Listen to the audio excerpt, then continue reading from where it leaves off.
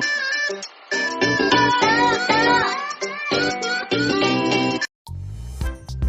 guys! Good afternoon po sa inyo lahat. This is Carl's Movie Time. So for today's video guys, gagawa na naman tayo ng panibagong tutorial. Ayan. By the way guys, ayan, gusto ko lang humingi ng pasensya sa inyo kung minsan po ay hirap ako ngayon makapagawa ng video po. Kasi nga po, sobrang busy. Ayan. So ngayon guys, ang ituturo ko naman po sa inyo ay kung paano nga ba mag-fill up ng tax ng Singapore. Ayan, Singapore tax po yan. Yan po kasi isa sa mga problema ng aking mga team. Problema ko din syempre. May ganyan po kasi ako. Pero by the way guys, huwag mag-alala kasi yan po ay madali lang i-fix. Ayan. So ituturo ko na lang po sa inyo kung paano po mag-fill up ng tax po dyan. So samahan nyo ako guys. Samahan nyo ako hanggang dulo para malaman nyo kung paano mag-fill up ng Singapore tax. So, let's go! Ayan mga lalabs ko, na nyo pong gagawin ay punta lang po kayo sa inyong Chrome. Click nyo lang po yan. By the way guys, ang gamit ko po pala ay cellphone. So once na nandito na tayo guys, i-type nyo lang po dyan Google AdSense. Ayan. Once na nandito na tayo guys, sign in lang po tayo sa Google. Ayan. Sign in lang kayo guys. Ako kasi guys, naka-sign in na po ako dito.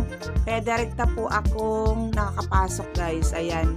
Sign in nyo lang po dito yung main channel nyo po guys ha. Main channel po ang i-login po. So once na nandito na po tayo, click nyo lang po itong yung hamburger icon. Click nyo lang po yan. So, punta po tayo dito sa payment. Ayan. Click po natin itong payment info.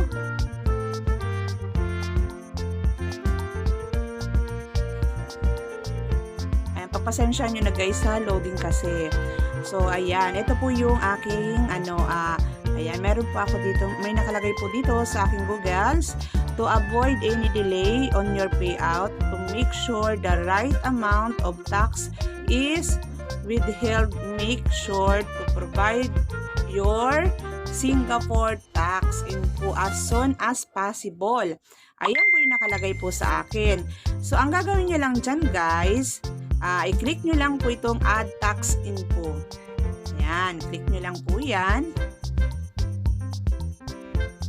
Ayan, once na nandito na po tayo guys, i-click nyo lang po itong add tax info. Pwede nyo yan guys basahin na. Kung gusto nyo po, basahin yan. Ayan. So, ako, i-click ko lang po itong add tax info. So, ayan. Yan po ang lalabas niyan guys. So, ang gagawin nyo lang guys, ayan, nakalagay po yan dyan. Before you restart, ayan, expect to take 5 to 10 minutes. Ayan. Nasa inyo yan guys. Ayan, kung gusto nyo basahin. Pero ako, click ko na lang po itong start form. Ayan. So, ayan, medyo loading lang siya guys ha, pagpasensyahan nyo na. So dito guys, makikita nyo business info, ang nakalagay po dito, i-click nyo lang po yung arrow, ito po. Ang piliin po natin dyan ay individual. Ayan. Do you have permanent established in Singapore? Syempre hindi po, at ako po ay nasa Pinas, wala naman po ako sa Singapore. Ayan, so no lang ako. Are you registered to Singapore Goods and Service? Syempre hindi po. So, no lang po ako guys. So, dito guys, ayan, sa tax exemptions, ayan, are you eligible toward tax exemption? Siyempre, hindi po. Ayan, no lang ako dyan. Tapos, are you eligible for other?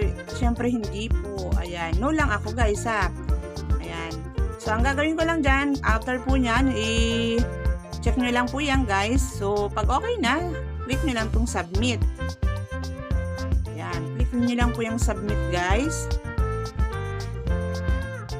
Ayan, waiting lang tayo guys ha kung na-approve. Diba? So, ganun lang siya kadali. Ayan guys, status accepted. So, ganun lang siya guys kadali kung paano mag-fill up ng Singapore tax. Ayan lang po siya guys. Okay na. So, wala na pa tayong problema. So, back lang po tayo guys. Tingnan natin. Ayan. Back tayo. Tingnan natin. I-ano ko nga guys para makita nyo. Desktop site nga natin para makita nyo guys.